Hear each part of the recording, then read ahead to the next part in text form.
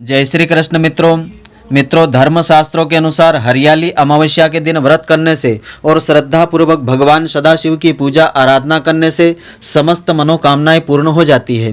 तो मित्रों आज आपको हम बताएंगे हरियाली अमावस्या का शुभ मुहूर्त, पूजा विधि और इसकी महापुण्यदायिनी व्रत कथा। तो मित्रों आप सभी का बहुत बहुत स्वागत है आपके अपने ही चैनल एस्ट्रो गुरुजी में। मित्रों यदि आपने अभी तक हमारे चैनल को सब्सक्राइब यदि नहीं किया हो तो अभी सब्सक्राइब कर लें और बेल आइकन को अवश्य दबाएं, जिससे हमारे अगले आने वाले नए वीडियो की नोटिफिकेशन सबसे पहले आपके पास पहुंचे। आप नित्य नई नई ज्ञानवर्धक जानकारियां व नित्य का राशिफल हमारे चैनल से प्राप्त करते रहें। तो श्रावण मास कृष्ण पक्ष की अमावस्या तिथि दिनांक 8 अगस्त 2021 रविवार को रहेगी। तो यह श्रावण मास कृष्ण पक्ष की स्नान दान की अमावस्या है। श्रावण मास के कृष्ण पक्ष की अमावस्या को हरियाली अमावस्या भी कहते हैं और इसे चितलगी अमावस्या भी कहते हैं। तो विशेष तौर पर उत्तर भारत में इस अमावस्या का विशेष महत्व रहता है।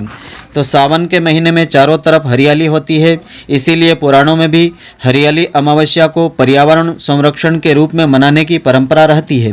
हमारी हिंदू धर्म संस्कृति में वृक्षों को भगवान के रूप में पूजा जाता है। कहते हैं कि हर वृक्ष में किसी न किसी देवता का वास रहता है। जैसे कि पीपल के वृक्ष में तीनों महाशक्ति ब्रह्मा, विष्णु और महेश का वास माना जाता है। तो धर्मशास्त्रों के अनुसार हर व्यक्ति को आज के दिन यानी अमावस्या के दिन कोई न कोई पौधा अवश्य रोपित करना चाहिए। अगर आज अमावस्या के दिन आप नहीं लगा सकें तो आने वाले अगले 8 दिनों में आप लगा सकते हैं। इसका अनंत गुना फल प्राप्त होता है। तो हरियाली अमावस्या का शुभ मुहूर्त इस प्रकार से रहेगा। अमावस्या तिथि आरंभ होगी दिनांक 7 अगस्त 2021 को शाम के 7:13 पर आरंभ होगी। इस तिथि का समापन होगा 8 अगस्त 2021 को शाम को 7:19 पर अमावस्या तिथि समाप्त होगी। उसके बाद श्रावण शुक्ल पक्ष की प्रतिपदा तिथि आरंभ हो जाएगी। तो हरियाली अमावस्या के दिन भगवान शिव जी की पूजा करने से प्रेम, पैसा और कामयाबी जीवन में अवश्य प्राप्त होती है। साथ ही इस दिन पितरों के निमित्त दान पुण्य का विशेष अधिक महत्व बताया है। तो आज के दिन तांबे के लोटे में जल भर करके उसमें गंगा जल लेवे, कच्चा दूध लेवे, तिल लेवे, जव लेवे, दूब, शहद और फूल डाल करके पितरों का तर्पण आज के दिन आपको श्रद्धापूर्वक करना चाहिए। तर्पण करते समय दक्षिण दिशा की ओर मुख करके हाथ में तिल और दूर्वा लेकर के अंगूठे की ओर से जलांजलि देते हुए पितरों को जल अर्पित करना चाहिए। पितरों का नाम गोत्र उच्चारित करके आपको अंगूठे से जल अर्पण करना चाहिए।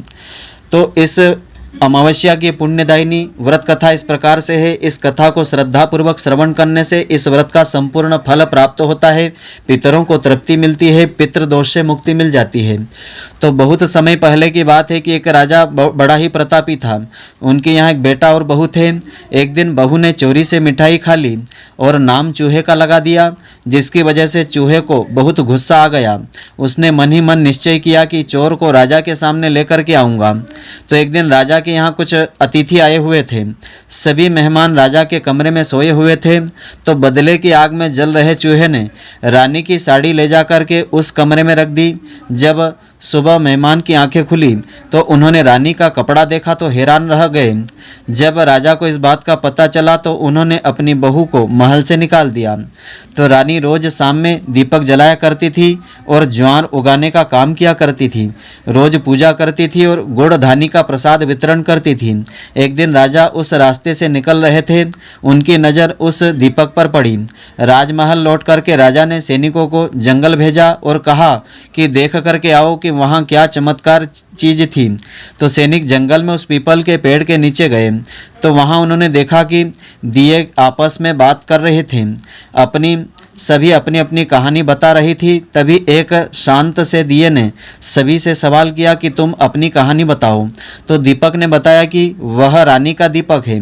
उसने आगे बताया कि रानी की मिठाई चोरी की वजह से चूहे ने रानी की साड़ी मेहमानों के कपड़े में रखी और बेकसूर रानी को सजा मिल गई। सैनिकों ने जंगल की सारी बात राजा को बताई, जिसके बाद राजा ने रानी को वापस अपने महल में बुलवा लिया। जिसके बाद रानी खुशी खुशी राजमहल में रहने लगी। तो मित्रों आशा करता हूँ कि आपको हमारी यह ज्ञानवर्धक जानकारी पसंद आई होगी। यदि आपको पसंद आई हो तो आप हमारे वीडियो को लाइक व अधिक से अधिक शेयर अवश्य करें। धन्यवाद। जय श्री कृष्ण मित्रों, फिर मिलेंगे।